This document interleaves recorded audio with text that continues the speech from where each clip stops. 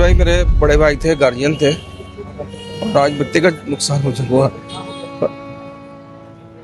ज्ञान की सागर थी संजय। कल जब खबर मिली कि भैया नहीं रहे इस दुनिया में, उसके बाद मैं खुद स्तब्ध रह गया और उनकी पुरानी चीजें याद आने लगी थी। मतलब एक और अतिशोक्ति वाली बात बताऊं जो शायद बहुत कम लोगों को पता है, अभी वशिष्ठ भैया फोन रखना शुरू किए थे। सब चीज मतलब मैं आज अगर जीवित खड़ा हूँ तो उसके पीछे भी वशिष्ठ भाई मेरे को राजनांदगांव अस्पताल से रामकृष्ण तक वो लेके गए। आपसे भी काफी अच्छे संबंध थे वशिष्ठ नारायण मिश्रा के, राजनीतिक छोड़ के पर्सनल संबंध भी थे। कुछ सीख की बात हो तो आप उन्हें फोन लगाते थे, कुछ जानकारी देना हो तो ये चीजें चलती रहती थी। क्या कहना चाहेंगे उनके बारे में आज वो नहीं रहे हैं? भिलाई के 5 बार के निर्दलीय पार्षद, जिनके नाम पे निर्दलीय पार्षद होने का रिकॉर्ड भी दर्ज है, वो भिलाई से विदाई ले चुके हैं। आज उनकी अंतिम यात्रा थी। इस वक्त हम अंतिम संस्कार जहाँ पर हुआ रामनगर मुक्ति धाम, उसके ठीक बाहर मौजूद है।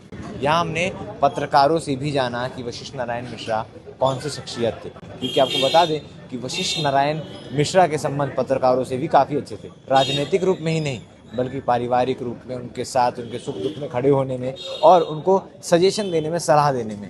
तो आज पत्रकार उनको लेकर क्या कहते हैं, क्योंकि बहुत कम ही विषय होता है जहाँ पत्रकार किसी शख्स के लिए खुलकर कुछ कह पाते हैं। आज वो पत्रकार क्या कहते हैं जिनके संबंध वशिष्ठ नारायण मिश्रा से अच्छे थे, आप आगे सुनिए। हमारे साथ वरिष्ठ पत्रकार जी के संवाददाता हितेश जी मौजूद हैं, क्योंकि वशिष्ठ नारायण मिश्रा के संबंध पत्रकारों से भी काफ़ी अच्छे थे और राजनीतिक तौर पे नहीं, पर्सनल तौर पे भी काफ़ी व्यवहारिक थे वो। इनसे बात करते हैं। सर, लगातार वशिष्ठ नारायण जी पत्रकारों से जुड़े रहते थे, आपको कुछ ऐसी उनकी यादें, कुछ ऐसी स्मृति जो याद आती हो जो आप बताना चाहते हैं? मुझे देखिए बहुत अच्छे से याद है, वशिष्ठ भैया से हम लोग लगातार मिलते रहे हैं और लगभग पत्रकारिता के 20 साल मेरे हो रहे हैं। और जब से मैं पत्रकारिता में आया हूं तब से वशिष्ठ भैया के साथ हम लोगों के संपर्क रहे हैं। मुझे बहुत अच्छे से याद है उनकी एक लाइन, जब वो महापौर का चुनाव लड़ रहे थे तो उन्होंने एक शब्द कहा था कि लगा 16वां साल, बना लो या बिगाड़ लो। मतलब छत्तीसगढ़ को बने 16 साल हुए थे और उन्होंने कहा था बना लो या बिगाड़ लो। मतलब उनका कहना यह था कि एक तरफ चच्चा, एक तरफ बच्चा और में कक्का। ये भी उनकी बात मुझे याद है। मैंने वशिष्ठ भैया के कई इंटरव्यू लिए, कई ऐसे ज्वलंत मुद्दों पर उनसे बातचीत की। कई ऐसे और भी मुद्दे थे, सामाजिक मुद्दे हो चाहे अन्य किसी प्रकार के राजनीतिक मुद्दे हो। मैं बिल्कुल ये कहने में कोई अतिशयोक्ति नहीं होगी कि वशिष्ठ नारायण मिश्रा यदि भिलाई के इंसाइक्लोपीडिया, विकिपीडिया भी कहा जाए तो कोई बहुत बड़ी बात नहीं है। उनको आप हर मुद्दे पर आप उनसे सवाल कर सकते हैं, हर मुद्दे पर आप उनसे जानकारी ले सकते थे। आप उनसे हर मुद्दे पर यह पूछा जा सकता था कि भिलाई कब बना, कैसे बना, भिलाई में क्या होता रहा है, क्या होना चाहिए, भिलाई बेहतर कैसा हो सकता है। ये सारी चीज़ें वशिष्ठ भैया के मुंह पर थी। मतलब मुंह जवानी उनको बहुत सारी चीज़ें ऐसी याद थी। बहुत शानदार शख्सियत थे और मैं तो समझता हूं कि कोरोना काल में जितनी मेहनत और जितनी मदद वशिष्ठ नारायण मिश्रा ने की होगी, मुझे नहीं लगता कि सरकार या जिला प्रशासन ने भी की होगी। क्योंकि वशिष्ठ नारायण मिश्रा जी को हमने देखा है, उन्होंने बहुत मदद की लोगों की। एक बाकायदा एक कॉरिडोर वाले बाबा के नाम से वो प्रसिद्ध हो गए थे। कॉरिडोर बना करके लोगों को चाहे रामकृष्ण केयर भेजना हो, मेकाहारा भेजना हो, वो हमेशा अग्रणी रहे। चाहे समाज सेवा की बात हो, लोगों से मिलने की बात हो। उनका एक कार्यालय हुआ करता था, जनता कार्यालय, जहां 24 घंटे आप कभी भी मिल सकते थे। एक और अतिशयोक्ति वाली बात बताऊं जो शायद बहुत कम लोगों को पता है, अभी वशिष्ठ भैया फोन रखना शुरू किए थे। मतलब आज से 15 साल पहले, 12 साल पहले जब लोगों के लिए फोन एक हाईटेक एक कम्युनिकेशन का साधन हुआ करता था, वो ऐसी शख्सियत थे जिनके पास फोन नहीं था। आप एक बात करना है तो उनके आसपास रहने वालों को, उनके आसपास बाकायदा 2-3 लोग इस चयनित लोग थे। वो चयनित लोग ही उनके साथ घूमते थे और यदि किसी को बात करना तो उन चयनित लोगों को फोन लगाया जाता था और वो फिर वशिष्ठ भैया से बात कराते थे। आप समझिए, बिना किसी कम्युनिकेशन के, बिना किसी फोन के, बिना किसी उसके, वो व्यक्ति हर किसी की मदद करने के लिए तैयार रहते थे। तो वशिष्ठ नारायण मिश्रा मैं समझता हूं कि बहुत विरले लोग आते हैं। उनका जाना भिलाई के लिए ही नहीं, पूरे छत्तीसगढ़ के लिए बहुत क्षति की बात है, दुख का विषय है। उन्हें बहुत सादर श्रद्धांजलि अर्पित करते हैं। भिलाई टाइम के फाउंडर यशवंत साहू जी भी हमारे साथ मौजूद हैं। आपसे भी काफ़ी अच्छे संबंध थे वशिष्ठ नारायण मिश्रा के, राजनीतिक छोड़ के पर्सनल संबंध भी थे। कुछ सीख की बात हो तो आप उन्हें फ़ोन लगाते थे, कुछ जानकारी देना हो तो ये चीज़ें चलती रहती थी। क्या कहना चाहेंगे उनके बारे में आज वो नहीं रहे हैं? बिल्कुल, वो एक बड़े भाई के तौर पे थे और हमेशा हम लोग छोटे भाई के तौर पे तुमको भी हर उनको समझाते थे, बताते थे, स्टोरी के आइडियाज़ पे हम लोग बात करते थे। और भैया का योगदान मतलब मेरे जीवन में बहुत रहा है। मतलब कल जब खबर मिली कि भैया नहीं रहे इस दुनिया में, उसके बाद मैं खुद स्तब्ध रह गया और उनकी पुरानी चीज़ें याद आने लगी थी। मतलब 2014 में जब मैं पहली बार भिलाई आया था और उनसे मिला था, 2014 की बातें, सेक्टर 2 तालाब में बैठ के जब उस तालाब को सफाई कराते थे, नगर निगम के चेंबर में बैठते थे, बुलाते थे कि यशवंत ये स्टडी करनी है। भास्कर जब मैं था तो बजट के समय बड़ा एनालिसिस करते थे। मतलब इतना एनालिसिस तो हम पत्रकार लोग भी नहीं करते जितना एनालिसिस उनको होता था।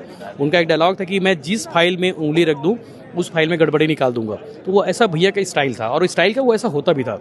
6 दिन मैं सामान्य सभा देखा हूँ, जब भैया बोलते थे 5 घंटे नीचे बात नहीं करते थे, अकेले 5 घंटे बोलते थे, अगले दिन फिर 5 घंटे बोलते थे। तो ऐसा वो 6-6 दिन तक सामान्य सभा देखा है, जब ब्रश भी वहीं सामान्य सभा में सदन में करना होता था।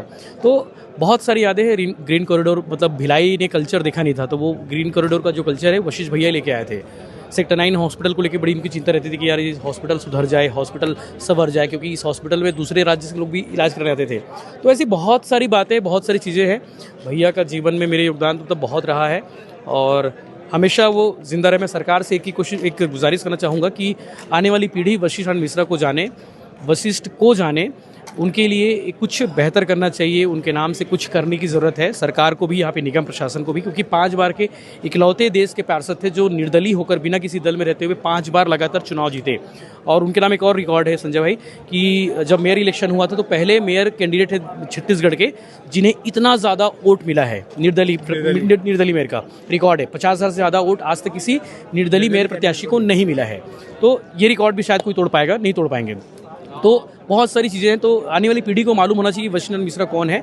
मोबाइल रखते नहीं थे और जब उनसे बात करना हो तो उनके आसपास के लोग मोबाइल रखते थे ना, गाड़ी चलाने आती थी। हाँ, बस फ़ोन करके बुलाते थे दूसरे से नंबर से लेके, यशवंत यहाँ आ जा या फिर फलाना यहाँ आ जा, हम चलेंगे यहाँ करके। उसके बाद आप भूल जाओ, आपके दिन उनके नाम होने वाला है। अच्छे काम के लिए होता था, मतलब स्कूल में किसी का एडमिशन कराना हो, अस्पताल में खुद ही पहुंचते थे, खुद ही पहुँचते थे। हाँ, कभी नहीं। फ़ोन, एक फ़ोन काफ़ी होता, वशिष्ठ बोल रहा हूँ, उनका एक स्टाइल होता था, वशिष्ठ बोल रहा हूँ, सामने वाला समझ आता कि कौन बोल रहे हैं। ऐसी कोई चीज़ें हुई कि आपने कोई रिपोर्टिंग की हो और उसके बाद वशिष्ठ नारायण मिश्रा फ़ोन करके आपको डांटे होंगे, यशवंत ये गलत हो गया, ये ऐसा नहीं था?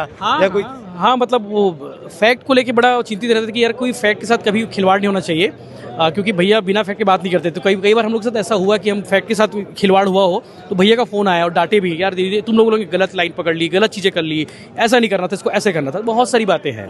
सीनियर रिपोर्टर INH दुर्ग के करता था हमारे साथ मौजूद है आनंद ओझा जी, जो प्रेस क्लब के अध्यक्ष भी है। सर, वशिष्ठ नारायण मिश्रा अब नहीं रहे, उनसे पत्रकारों से भी काफ़ी अच्छे संबंध थे, पारिवारिक संबंध थे और व्यक्तिगत रूप से भी खड़े थे। क्या कहना चाहेंगे उनके लिए? वशिष्ठ भैया का जाना कहीं ना कहीं पत्रकार के लिए गार्जियन का चले जाना जैसा है। नए पत्रकार हो, वरिष्ठ पत्रकार हो या फिर जो युवा पत्रकार हैं, उनके परिवार के लोग हैं, उनके लिए खासकर BSP के इलाज और क्वार्टर संबंधित ऐसे बहुत से काम थे जो वशिष्ठ भैया की सहमति दी थी। एक बार फोन लगा तो वशिष्ठ भैया किसी को ना नहीं बोलते थे, तो और वशिष्ठ भैया उनके लिए पूरा करते थे। ऐसे लगभग 35 से 40 पत्रकार जो सीधे तौर पर वशिष्ठ भैया जुड़े थे। कहीं ना कहीं भगवान को अपने चरणों में स्थान दे, लेकिन उनका जाना कहीं ना कहीं पत्रकार बिरादरी के लिए सीधे तौर पे हमारी एक नुकसान कहा जा सकता है, एक हानि कही जा सकती है। मैं उनको अपने शब्दों में क्लब की ओर से, संजय भाई की ओर से, पूरी टीम की ओर से एक शोक व्यक्त करता हूँ। हमारे साथ दिनेश चौहान जी भी मौजूद है। सर, जैसा मैं सब लोगों से यही चीज़ें पूछ रहा हूँ कि वशिष्ठ नारायण मिश्रा के पत्रकारों से राजनीतिक के साथ साथ पारिवारिक संबंध भी थे और सजेशन लेने के लिए भी कई पत्रकार उनसे राय मशवरा लेने के लिए भी फ़ोन करते थे। उनके बारे में आप क्या कहना चाहेंगे? कुछ दो शब्द। देखिए, जहाँ तक मैं समझता हूँ कि राजनीति को लेकर वशिष्ठ भैया का जो दृष्टिकोण था, वो उनका ये मानना था कि नेता जो है वो शासक नहीं होता, नेता जो है सेवक होता है और सेवा जो है वो सामान्य नागरिक की और हर किसी की होनी चाहिए। तो वो अपने वार्ड में और पूरे नगर, पूरे शहर के लिए जितना सक्रिय रहे और उतना ही उनका जुड़ाव पत्रकारों से भी रहा। मैं जितना जानता हूँ उनको कि कई पत्रकार उनसे कुछ भी पूछने के लिए, क्योंकि उनको कानून, नियम, ये सब की बहुत अच्छी जानकारी थी। तो मैं भी कई बार उनसे किसी विषय में सलाह लेता था, राय मशवरा लेता था, तो एक बड़े भाई की तरह हमेशा मार्गदर्शन करते थे, हमेशा अच्छी जानकारी देते थे और समाज को लेकर बहुत सजग और बहुत सचेत नेता थे। वो चाहते थे कि एक स्वस्थ और अच्छे समाज की स्थापना हो, क्योंकि अच्छे समाज के बिना जो है एक कोई भी व्यक्ति का जीवन इस तरह अच्छा नहीं हो सकता। वो हमेशा उसके लिए संघर्ष करते रहे और आज हमारे बीच वो नहीं रहे, तो ये समाज के लिए, पत्रकारिता जगत के लिए, राजनीतिक क्षेत्र के लिए, सबके लिए ऐसी क्षति है जो कभी पूरी नहीं हो सकती। वरिष्ठ पत्रकार नई दृष्टि बिंदु के करता धरता हमारे साथ मौजूद है आलोक तिवारी जी। क्योंकि वशिष्ठ नारायण मिश्रा की अगर मैं बात करूं तो इनसे काफ़ी अच्छा संबंध, परिचय, पारिवारिक संबंध रहा है। जब भी वशिष्ठ नारायण मिश्रा को याद किया जाता था शाम के समय या कभी भी वो कहाँ मिलेंगे तो आलोक तिवारी का नाम आता था। 100 नंबर जैसा डायल, हाँ, आपका नंबर 100 100 नंबर था, उनके 100 नंबर था। मतलब पूरा शहर जो है मेरे को ही पूछता था कि वशिष्ठ भाई कहाँ मिलेंगे, साथ में हैं क्या, चाहे रात को 2 बजे तक। तो इस चक्कर में मैं मोबाइल भी बंद रखना चालू कर दिया था कि रात को 2 बजे कौन उठेगा।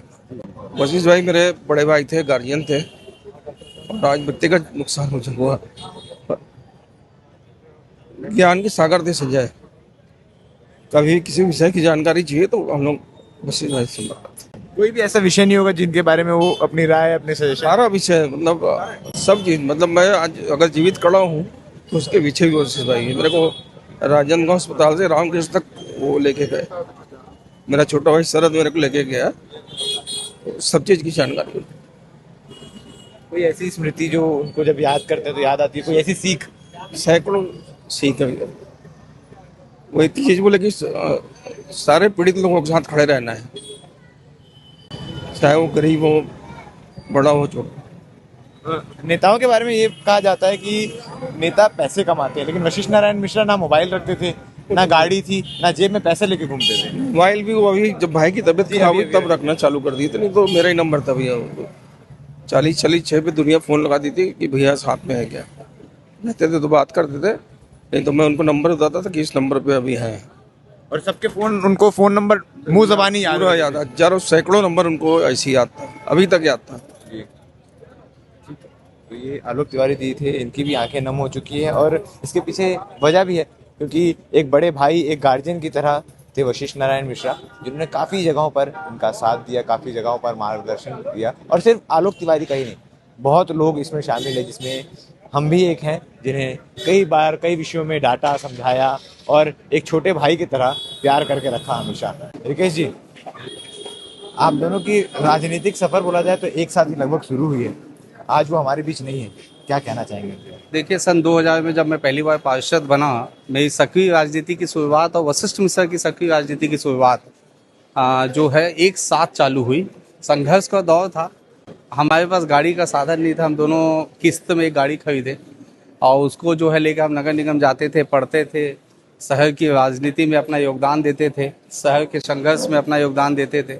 आज वशिष्ठ मिश्रा इस दुनिया से चले गए हैं, लेकिन उनका संघर्ष हमेशा याद रहेगा, क्योंकि वो भिलाई के लिए जीते थे और भिलाई के लिए ही मर गए। वो अंतिम समय में भी वो इस बात की चिंता करते थे कि शहर में एक वेंटिलेटर एम्बुलेंस होना चाहिए, और उसके लिए भी वो संघर्ष किए। कई ऐसी यादें मेरे साथ। तो शख्सियत को अगर जानना है तो उसकी अंतिम यात्रा देखो, उसमें जो भीड़ होगी, उसमें जो लोग आए होंगे, वो आपको उसकी पूरी जीवनी बताएगी कि वो पूरे जीवन भर, जितने साल वो इस धरती पे रहा, उसने क्या कमाया है। और आज ये अपनी आंखों से देखकर हमने भी मान लिया, और आप भी देख रहे होंगे कि वशिष्ठ नारायण मिश्रा ने पूरे जीवन में क्या कमाया है।